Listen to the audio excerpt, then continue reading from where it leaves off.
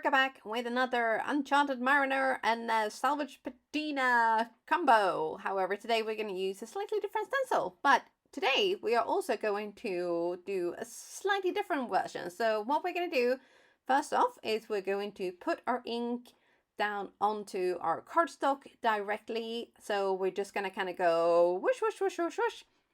Oh, wow, okay. So what I'm doing here is I'm actually starting with Salvage Patina kind of on, I want to say like the middle, and then what we're going to do is we're going to fade it out towards the bottom of the cardstock. And then what we're going to do is we're going to put the Chartered Mariner on the other side, and then we're going to blend the two together to get a fantastic color blend. And I'm using my little finger saver, which is that clear piece of acetate with the yellow tape on it, so that I don't get any of my sticky fingerprints onto the ink. So this is obviously sped up quite a lot because this is not the main sort of thing about the actual video. So put down whatever colors you want, whether you want to ink blend, whether you want a watercolor, if you want to just grab some cardstock, whatever you want to do, you do that. Then I am, on this one anyway, I'm adding some gold splatters because I love me some gold splatters. And this is the Gansai Tambi Starry Color Watercolor Palette. And you can see mine is pretty well used.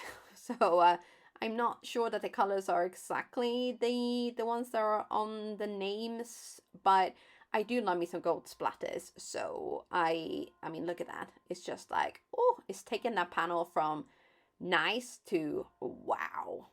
And then what we're going to do is we're going to take, well, first of all, we're going to take a second just to admire that shimmer again, because it is pretty wow. And then we're going to take the Woven Wonder. Now, try saying that fast 5 times. That will be super funny. But I'm not going to do it here. No, because then it'll be on the internet forever. So what we're going to do is we're going to take our stencil out. And then we are going to place it on an angle on one of the corners, whichever corner you want to go for. And then we're going to secure this to our cardstock with another piece of cardstock to protect our background, because what we're going to do is we're going to put something down through the stencil, obviously. And then we need to make sure that it goes only on our cardstock and not everywhere. So I did actually forget to put down my little saver mat as well. So I will stick that in under as well before I move on. But so here what we're going to do is we're going to place a piece of paper. Don't use nice fancy cardstock, just use like, I think this is like cheap printer paper. And then we are going to place that down. We're going to secure it with a little bit of this Post-it tape. And then, I mean, just do what I say and don't do as I do. So remember to put kind of like some sort of protector underneath, unless you don't worry too much about your work matte surface. Then just skip this step altogether. But I use this because it saves me so much time cleaning up, and I'm a messy crafter. It is just one of those things. So we're going to just double tap on our Post-it tape here, and then we're going to grab our Transfer Gel Duo from Deco Foil. So the Duo is slightly different from the normal transfer gel. So there's 2 different kinds. So this one we are going to put through the pattern of the stencil, and I didn't actually hold everything in place properly, so I must have moved my Post-it tape because this actually kind of wiggled a little bit, which created a very fun pattern later actually. So I was really annoyed at first, but then I thought, you know what? We're just going to go with it because I do believe in showing my mistakes so that you hopefully will see them and then try to prevent them or do something that will prevent them from happening again, or for you. So I did make a bit of a mess on this one, but it did work out in the end. And what we're going to do here is we're going to put down a little bit, and then for some reason I am we're going to do the other side as well, but I managed to do something to my camera, so we kind of like zoomed in at a really weird angle. But the foil, the gel will look white when it's not ready to put your stuff on. So this is what I meant with the little sort of saver mat. It just saves cleaning up. It's so much easier. And this is the bit where I said about, yeah, I kind of made a bit of a boo-boo. I don't know what happened. The camera kind of seemed to zoom in a little bit on its own. I don't know what happened, but so on this side, obviously, we have to be a little bit more careful because we can't put our piece of paper down because it will mess up the other side.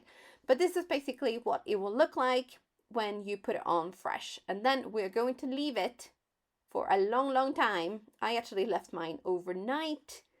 And when we come back, it is going to be clear and see-through. You will see it, obviously, but it's going to be really see-through. So this is what it looks like after 24 hours, basically. So it's slightly tacky to the touch, not sort of crazy sticky or anything like that. It's just a slight sort of tacky feeling. And then we're going to grab our foil. So there is a load of different colors to choose from, but I went simple and went with gold. So this is non-heat transferable foil, so you don't actually need a heat source. Hello, there's my face. So what you do need is a little bit of pressure. So cut out as much as you need.